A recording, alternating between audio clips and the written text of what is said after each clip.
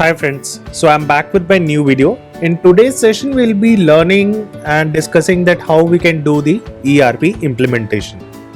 So friends, ERP is Enterprise Resource Planning.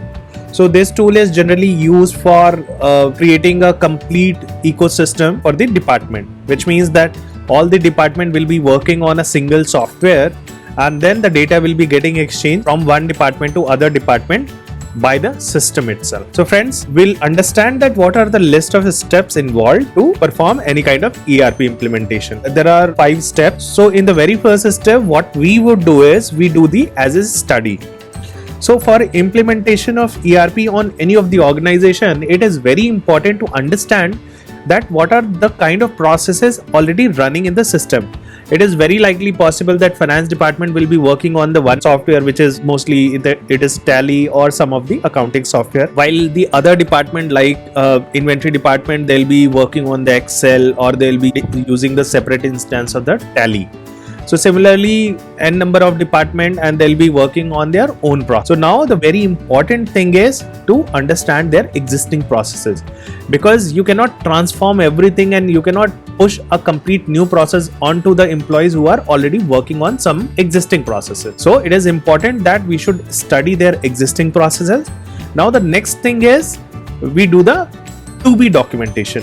That is the expected process we need to follow, because it is very important that whatever the processes we have studied, we need to do the refinement. We need to remove all these steps which are kind of repetitive or redundant. Say for example, if we see a sales department, then there would be one person who would be doing a sales. So he'll be managing one Excel sheet where he would be maintaining his records, and there would be another Excel file which he would be preparing to provide a kind of report to his reporting manager, and there would be some other Excel file where he would be doing a kind of rough work. So for single data, he is managing 3 different version of the or 3 different format of the Excel file. Now this is actually the duplicate or redundant process which can be eliminated. That is, only one file can be maintained which can be used for the self purpose, as well as same file can be given to his reporting manager for the status report. So all these kind of duplicate, redundant step or steps which are not needed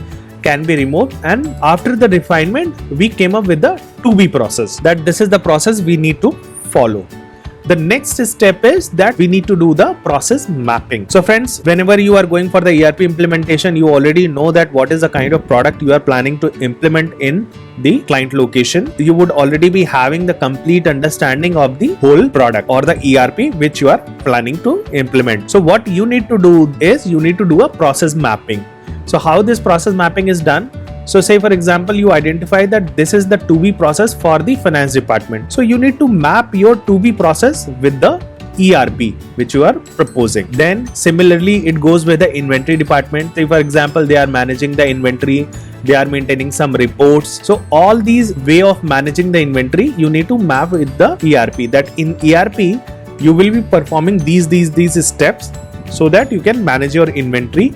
And this is the section from where you can actually generate the report. So friends, once the mapping is done, then the next part is you need to prepare the business blueprint document. So friends, this is the final document which is prepared and considered as a deliverable, because this is the document where you actually provide that this is the to-be process, which is the final process, and this is how you will be doing in the ERP, and these are the list of reports and these are the formats which you will be getting, and you provide this business blueprint document to your client for the sign off. So in last step, what we do is we share the document with the client, and then we expect the client to review the document. So what happens is, for all the department, it is very likely possible that the client define one coordinator coordinating internally with all the departments and will be taking the things or will be taking the action on their behalf.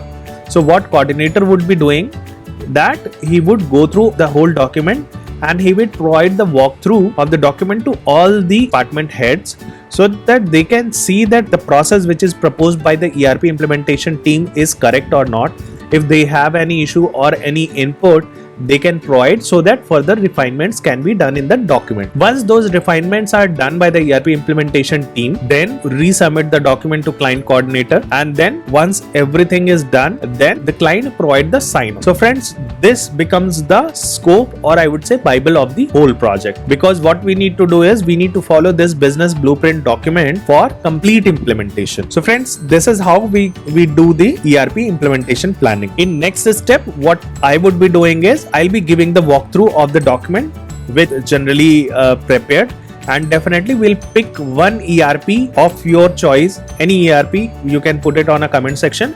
I will pick that ERP, and we'll see that how whole implementation process goes, and then we can this demo and the simulation will be able to learn better that if you want to start your career in the ERP implementation, how you can do all these activities.